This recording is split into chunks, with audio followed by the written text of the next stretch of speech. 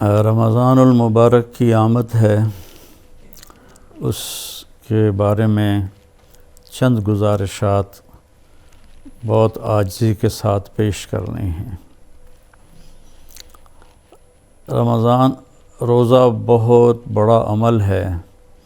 اللہ تعالیٰ نے فرمایا کہ روزے کا بدلہ میں خود ہوں، اور ایک جگہ فرمایا کہ میرے نبی نے کہ کوئی جانتا ہی نہیں ہے کہ روزے کا ثواب اللہ نے کیا رکھا ہے۔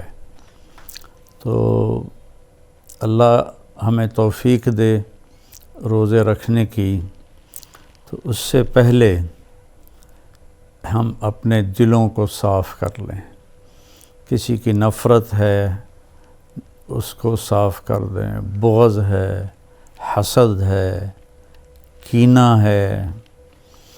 کینہ ہوتا ہے کسی کو نقصان پہنچانے کی نیت، یہ بغض سے زیادہ بڑی چیز ہے۔ تو اس قسم کی جتنے بھی ہمارے دل میں منفی چیزیں ہیں، یہ ہم اللہ سے مانگ کے اپنے دل کو صاف کر دیں تاکہ ہمارے روزے قبول ہوں۔ اور خاص طور پر اگر ماں باپ کی نافرمانی ہے تو رمضان میں اس کی بخشش نہیں ہوتی۔ ماں باپ کے پاؤں پکڑ کے معافی مانگ لیں۔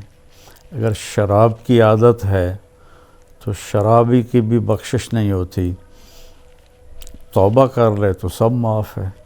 تو اس سے بھی ہم توبہ کریں۔ اور رشتہ داروں سے برا سلوک ہے تو اس سے بھی ہم توبہ کریں اور ان سے ملیں، جا کر جھک جائیں۔ اور جھک جانے میں اللہ نے عزت رکھی ہے۔ اور کسی کے بارے میں دل میں کینہ ہے، یعنی اس کو نقصان پہنچانے کی نیت اور ارادہ ہے، اس سے بھی توبہ کریں تو انشاءاللہ ہمارے روزے اللہ کی بارگاہ میں قبول ہوں گے۔ آخری رات اللہ فرماتے ہیں کہ دن کے روزے اور رات کے قیام کی وجہ سے میں نے ان کے سارے گناہ معاف کر دیے۔ اور اللہ تعالیٰ نے ہر امت پہ روزہ فرض کیا ہے۔ ہمارے لیے روزہ آسان کیا ہے کہ ہمارے لیے سحری بھی ہے اور ہمارے لیے افطاری بھی ہے۔ تو اہتمام سے ہم ان روزے رکھیں اور کوشش کریں کہ پیٹ بھر کے نہ کھائیں تاکہ جسمانی فائدہ بھی ہو، روحانی فائدہ بھی ہو۔ اگر ایک مہینہ پورا ہم اس طرح روزہ رکھیں کہ ہمیں ظہر سے بھوک لگنی شروع ہو جائے تو پورے مہینے میں ہمارے جسم کے اندر جتنی بھی کثافتیں اور غلط چیزیں جمع ہیں وہ ساری دھل جاتی ہیں اور صاف ہو جاتی ہیں۔ تو رمضان کا مطلب ہے جل جانا۔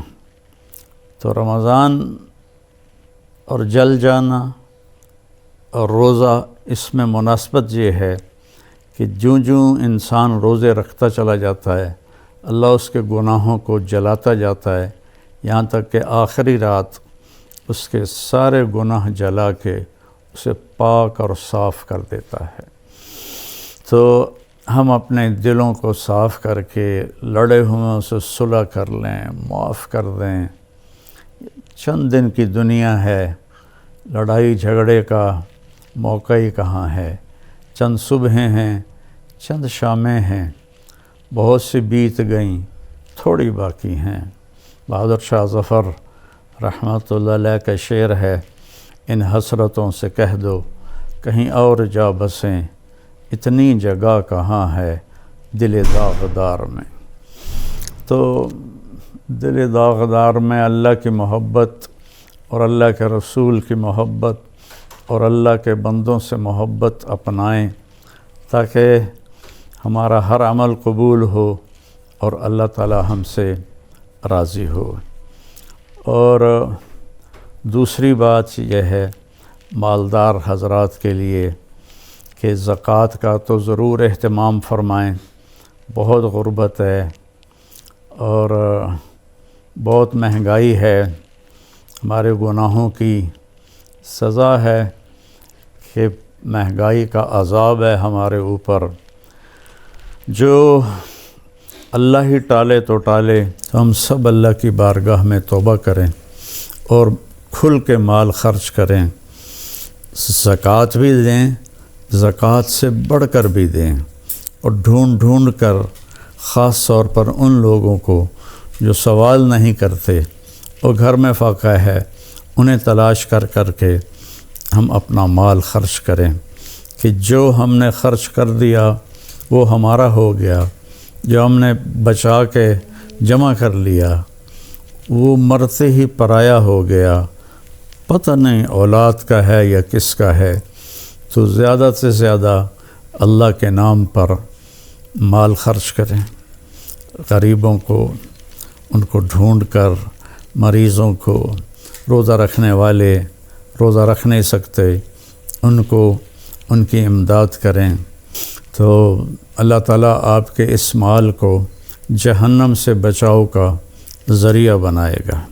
اور کسی سے ناراض ہیں تو اس کو معاف کر دیں، کوئی آپ سے ناراض ہے تو اس سے جا کے معافی مانگ لیں، تو ہمارے روزے انشاءاللہ قبول ہو جائیں گے۔ کثرت سے تلاوت کریں قرآن کی۔ بخاری شریف کی روایت ہے، کانا رسول اللہ صلی اللہ علیہ وسلم اجود الناس، اللہ کے نبی سب سے زیادہ سخی تھے۔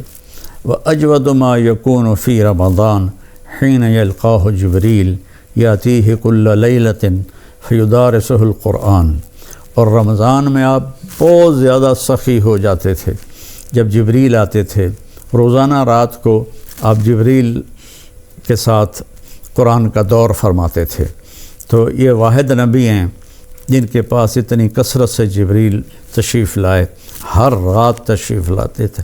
میرے نبی کو 9 رمضان ملے تو ہر رات کو، اور آخری رمضان میں 2 دفعہ آتے تھے، 2 دفعہ قرآن کا دور ہوا آپ کا جبریل کے ساتھ، اور فرمایا ولا رسول اللہ صلی اللہ علیہ وسلم اجود بالخیر من رمضان من الریح المرسلہ، کہ اللہ کے نبی رمضان میں جبریل کے ملنے پر تیز ہوا سے بھی زیادہ آپ کی سخاوت ہوتی تھی۔